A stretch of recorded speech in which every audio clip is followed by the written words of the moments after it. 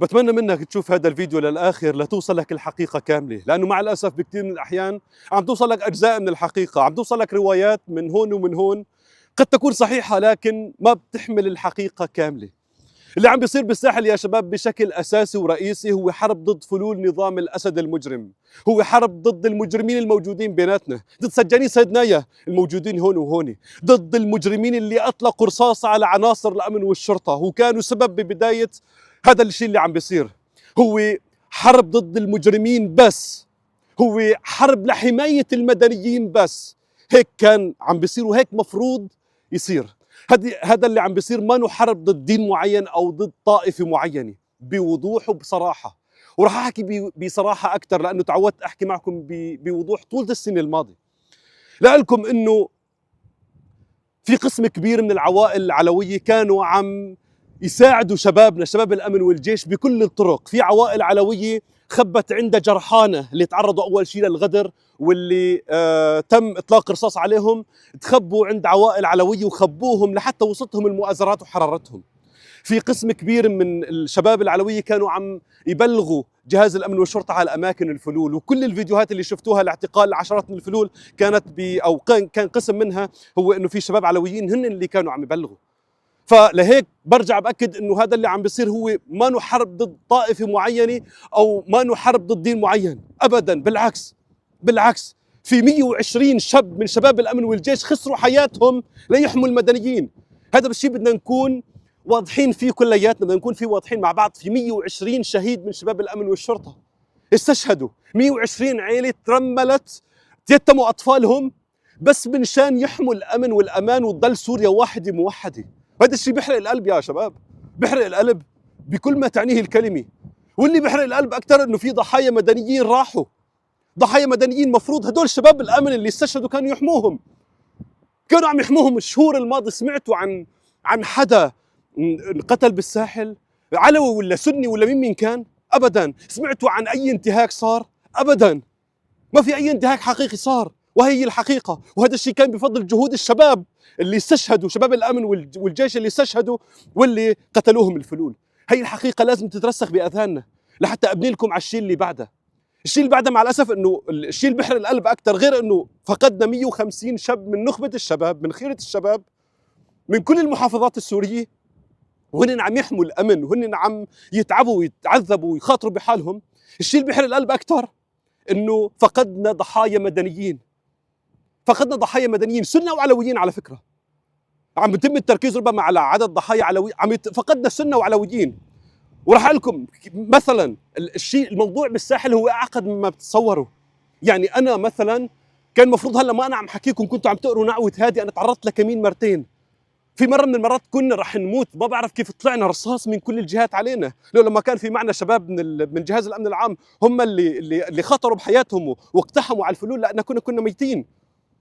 فالموضوع ما بهالسهولة اللي متخيلها البعض، ما بهالسهولة اللي هي حرب حقيقية، ولأن حرب ما بترحم حدا راح ضحايا مدنيين.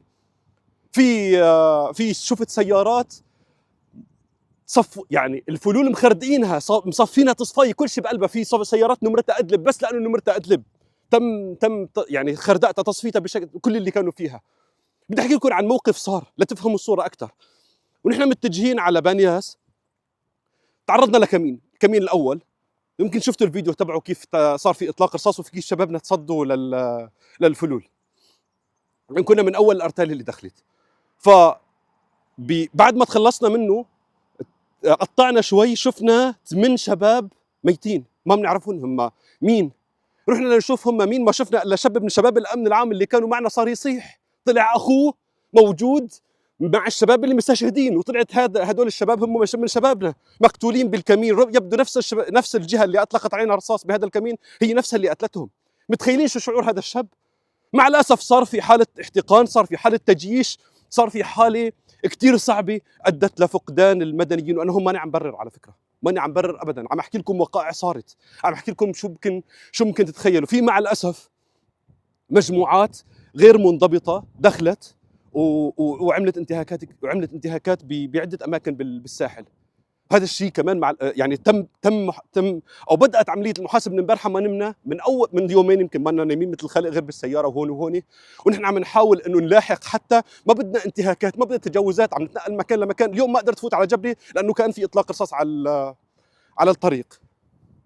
فالفكره اللي عم بتصير انه مع الاسف صار في تجاوزات وصار في مصايب، وبفضل الله انه عم يتم محاوله علاجها 100%، يعني باول مباشر انه اجت دوريات جديده من الامن العام، منعوا اي مجموعه عسكريه ما منضبطه او ما تابعه للامن والجيش من الدخول، عم يحاولوا يمنعوها. بتعرفوا الطرقات كثير، وبتعرفوا طرقات الساحل كيف عم يحاولوا انه اعتقلوا مجموعه غير منضبطه كانت مرتكبه مصايب او عامله مصايب سرقه وتشليح وتكسير.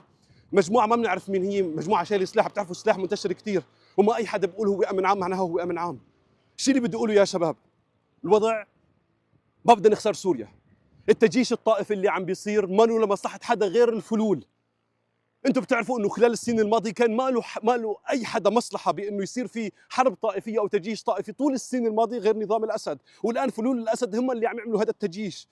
بكل تاكيد ما بنرضى انه يروح اي حدا ضحيه مدني بريء، وبكل تاكيد تشكلت لجنه راح يتم محاسبه كل اللي ارتكبوا تجاوزات، حتى لو كان سرقه او قتل او اي تجاوز صار. لانه مثل ما حكيت لكم في مجموعات عسكريه غير منضبطه دخلت، في مدنيين محروق قلبهم، اولياء دم من قتلهم، شهداء دخلوا ما شفناهم الا المصيبه صارت. ف عم يتم تم تشكيل لجنه، وبدات اللجنه بالعمل. اعتقلوا مجموعه مسلحه غير منضبطه.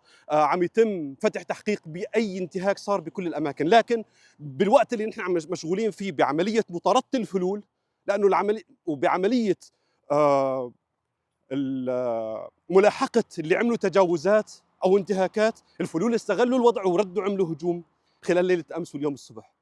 فدعوا الشيء اللي بدي اقوله بنهايه الكلام من وجهه نظري الشخصيه، صمام الامان للبلد هو شباب الامن العام وشباب وزاره الدفاع. هدول الشباب اللي فقدوا حياتهم، فقدوا 120 شاب منهم حياتهم مشان يحموا هذا البلد. هدول الشباب لو سيئين كانوا عملوا انتهاكات من اليوم الاول او الثاني، ما ضلوا 3-4 شهور وهن عم يحاولوا يحموا البلد وعم يحاولوا انه يضبطوا امور البلد.